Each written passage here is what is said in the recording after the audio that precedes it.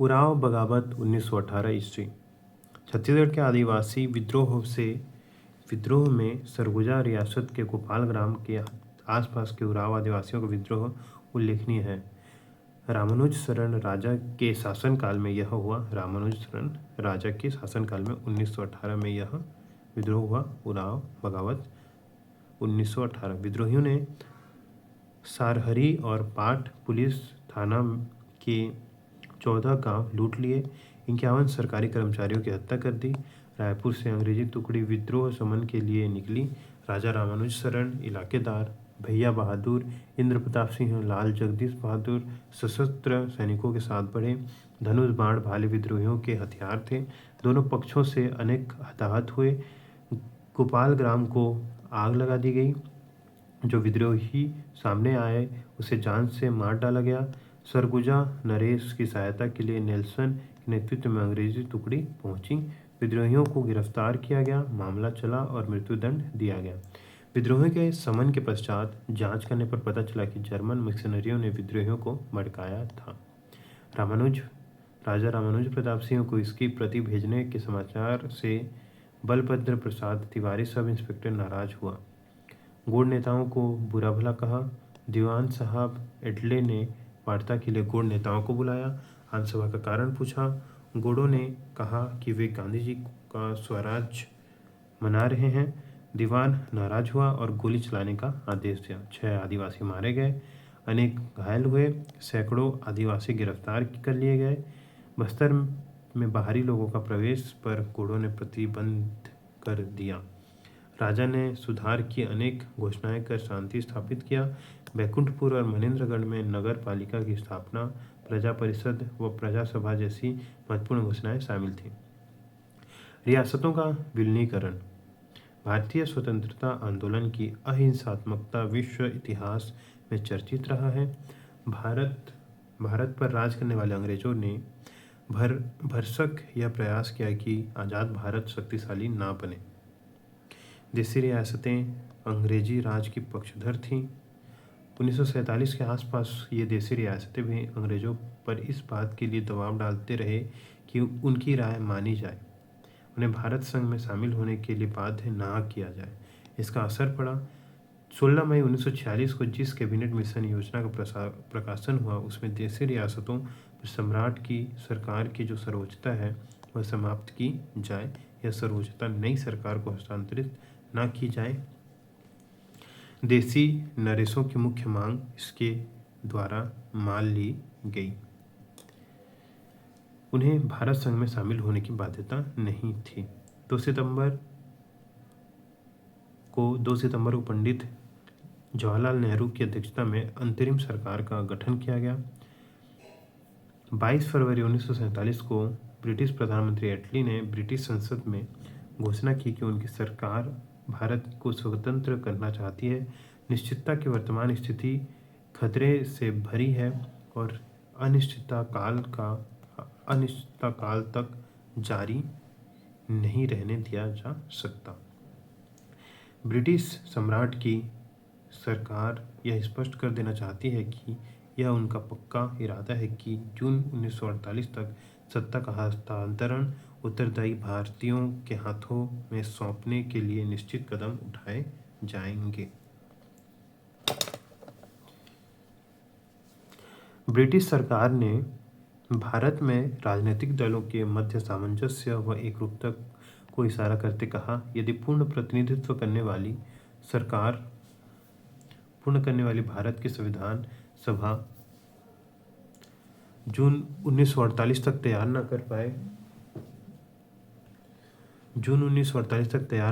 कर सकी तो महामहिम की ब्रिटिश की सरकार विचार करेगी कि ब्रिटिश सरकार भारत में केंद्रीय सरकार के हाथों में या कुछ अंचलों में प्रांतीय सरकारों के हाथों में दे।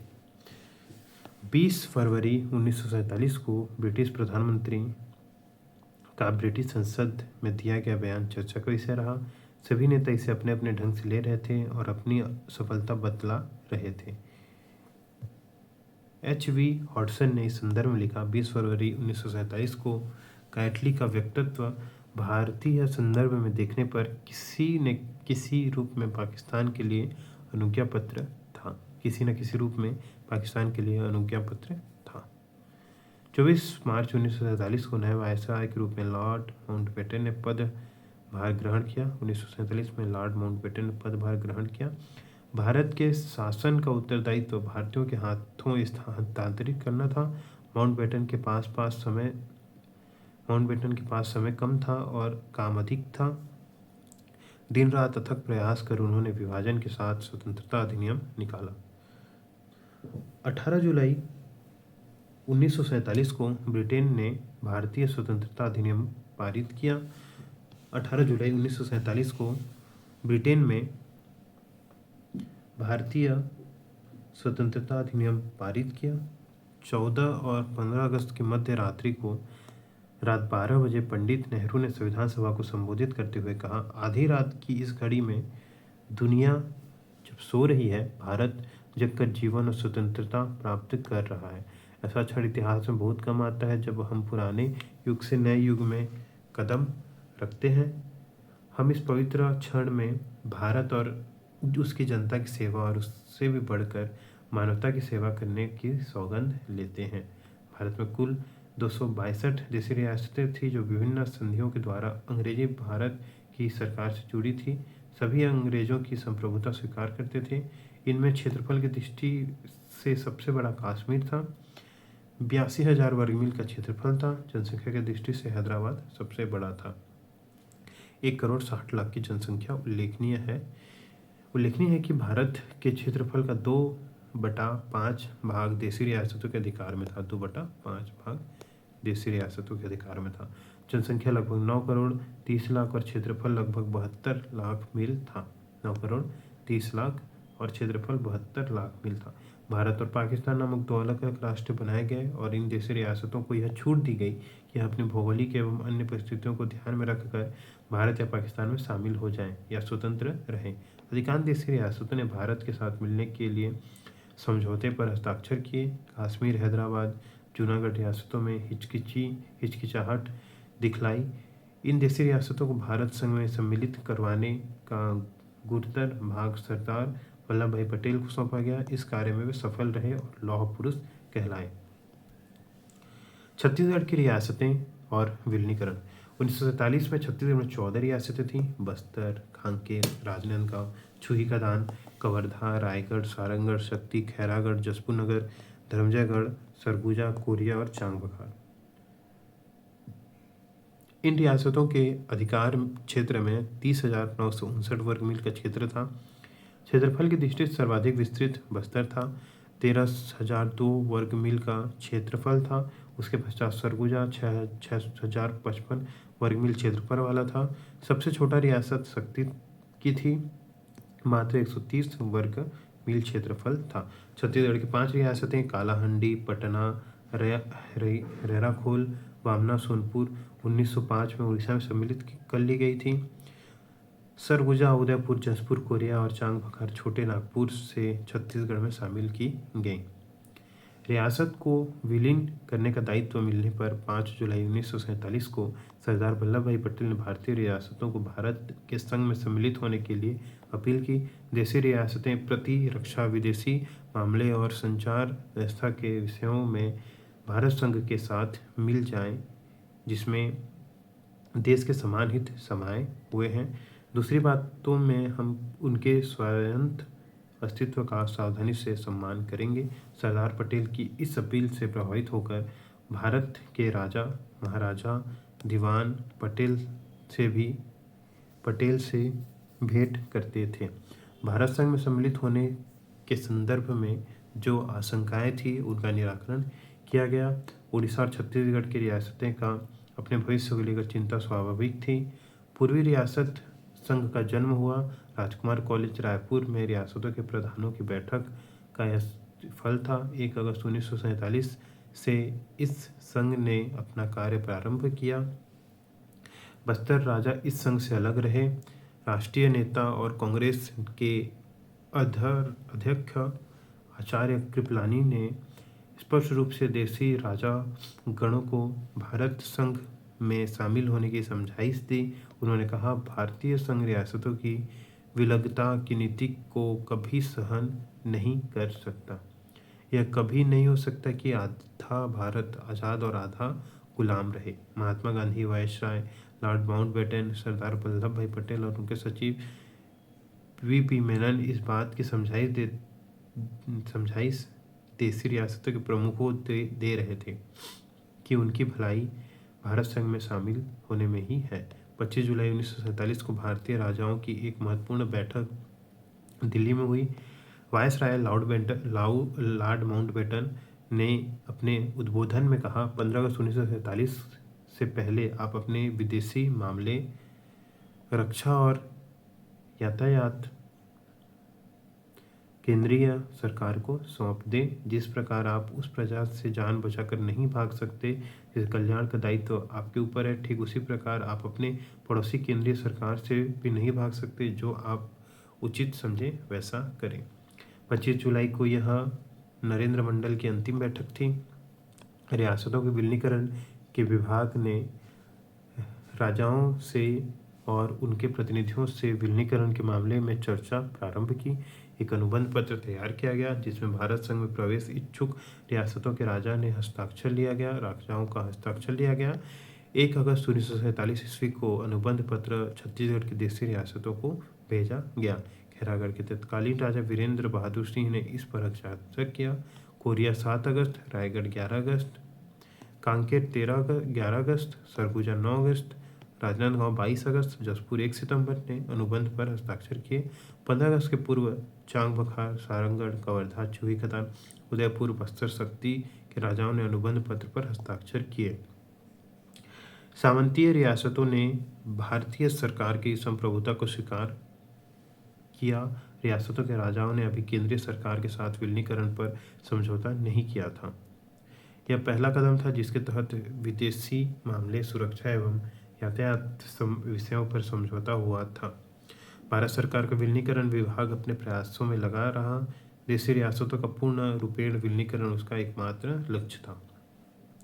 राजाओं की ऐतिहासिक बैठक 25 दिसंबर 1947।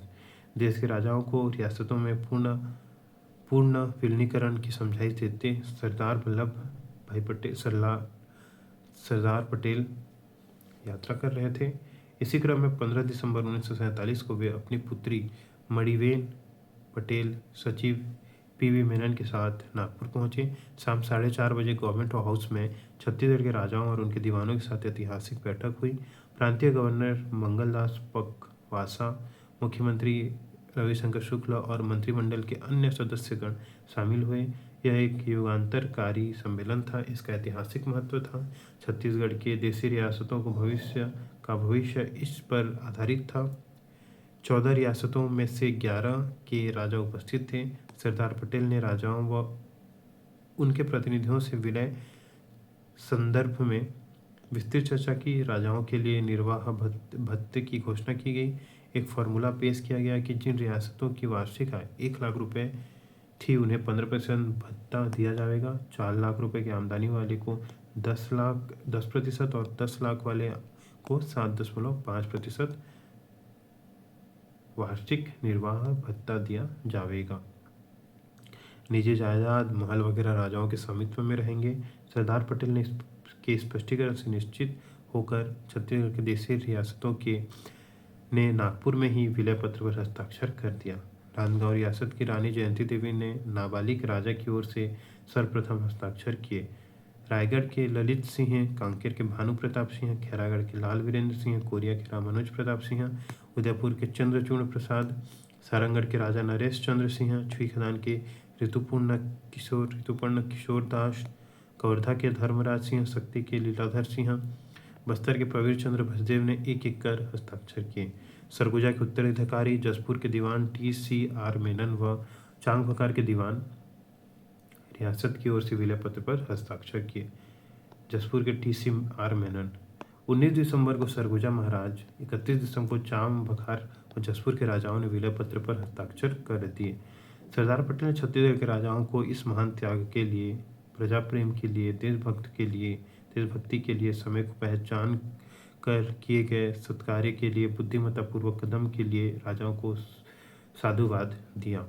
सन 1941 में भारत सरकार के राजनीतिक सलाहकार सर फ्रांसिस विली ने भविष्यवाणी करते हुए कहा, एक दिन निश्चित रूप से आएगा जब छोटे राज्यों का अस्तित्व पूरी तरह समाप्त हो जाएगा और वे पड़ोस के प्रांतों में सम्मिलित हो जाएंगे। यह भविष्यवाणी सही साबित हुई। 1941 में सर फ्रांसिस विली। 1 जनवरी 1948 को एक नोटिफिकेशन के द्वारा छत्तीसगढ़ की 14 रियासतें सीपी मध्य प्रांत में सम्मिलित कर ली गई। रियासतों में के विलीनीकरण का महादौर्य पूर्ण हुआ, अनिश्चितता की स्थिति समाप्त हुई और रियासतें विभंतर भारत के अंग बन गई। रियासत के नागरिकों का प्रजा का भविष्य भारत के भविष्य के साथ जुड़ गया। एक चमत्कारिक परिवर्तन आया जिसके सुदूरगामी परिणाम निकले।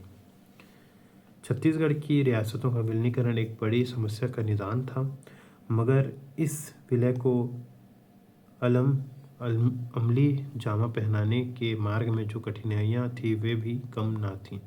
समय समय इन पर विजय पाई गई।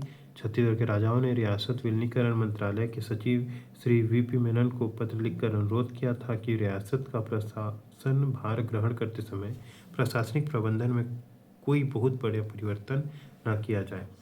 राज्य की सरकार द्वारा ऐसा कोई भी कदम न उठाया जाए जिससे संबंधित राजागण यह महसूस करे कि उन पर विजयी कब्जा कर रहे हैं। मार्च पास्ट, सलामी इत्यादि को छोड़कर केवल औपचारिक रूप से प्रशासन का कार्य रियासतों से संबंधित राज्य सरकारों को हस्तांतरित किया जाए। इस पत्र पर कार्यवाही हुई। 1 जनवरी 1948 को जब जिला अधिकारियों एवं अनुविभागीय अधिकारियों ने रियासत का प्रशासन अपने हाथों में लिया, तब शासकीय भवन में राष्ट्रीय ध्वज फहराए गए। राजाओं के महलों में उनका अपना स्टेट कलर झंडा फहराता रहा। शांतिपूर्ण तरीके से सत्ता व शासन का हस्तांतरण हुआ। प्रशासनिक रूप से रियासत मध्य प्रांत के भाग बन गए। छत्तीसगढ़ के रियासतों की प्रजा अब मध्य प्रांत के भाग बन गई। छत्तीसगढ़ की रियासतों की प्रजा अब मध्य प्रांत के नागरिक बने और राजनीतिक, सामाजिक, आर्थिक क्षेत्र में वही अधिकार प्राप्त किए जो मध्य प्रांत के नागरिकों को प्राप्त थे। बेगार प्रथा अवैध घोषित की गई। सामंतशाही व्यवस्था को तिलांजलि दी गई। रियासत के कर्मचारी अधिकारी राजकीय सेवा में स्थान प्राप्त किए। छत्तीसगढ़ रियासतों के विलीनीकरण के पश्चात नया प्रशासनिक स्वरूप प्रदान किया गया। 14 रियासतों को विभिन्न जिलों में समाहित किया गया। बस्तर और कांकेर रियासत को मिलाकर बस्तर जिला गठित किया गया।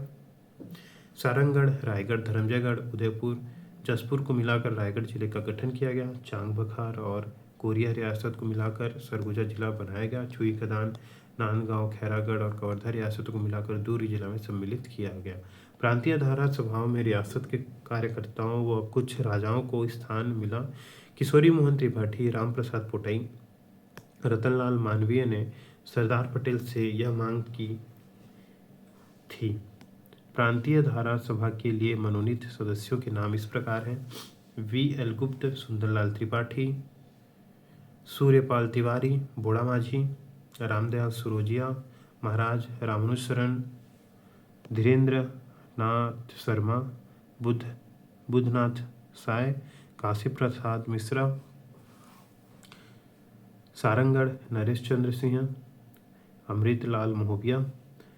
इस मनोनयन से धारा सभा के रियासतों का प्रतिनिधित्व हुआ। रियासतों के विलीनीकरण से उत्पन्न समस्याओं का निदान धीरे धीरे हुआ। स्वतंत्रता के पश्चात छत्तीसगढ़ की देशी रियासतों का विलीनीकरण तत्कालीन सामाजिक और राजनीतिक परिदृश्य को बदलने वाली महत्वपूर्ण घटना थी। तो ये हुआ विलीनीकरण छत्तीसगढ़ में जो रियासतें थी, देशी रियासतों का विलीनीकरण। तो रायगढ़ में जो सबसे पहले किसने किया? रानी जयंती देवी ने किए। नांदगांव रियासत से रानी जयंती देवी ने। उसके बाद रायगढ़ जिले के ललित सिंह, कांकेर के भानु प्रताप सिंह, खैरागढ़ के लाल वीरेंद्र सिंह, कोरिया से रामानुज प्रताप सिंह, उदयपुर से चंद्रचूड़ प्रसाद, सारंगढ़ से राजा नरेंद्र सिंह, छुई खदान से ऋतुपर्ण किशोर दास, कवर्धा से धर्मराज, शक्ति से लीलाधर सिंह, बस्तर के प्रवीर चंद्र भजदेव ने एक एक कर हस्ताक्षर किए। तो ये था छत्तीसगढ़ के रियासतों का विलीनीकरण। छत्तीसगढ़ के में धर्म आस्थाएं, तो धर्म आस्थाएं उतना इम्पोर्टेंट तो है नहीं, इस थोड़ा सा देख लेंगे। इसके बाद है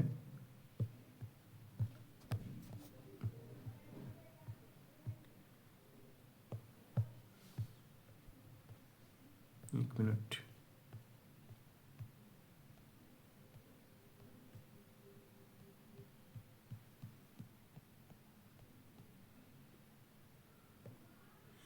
छत्तीसगढ़ की लोक संस्कृति, इसको एक बार देख लेंगे, खत्म हमारा टॉपिक।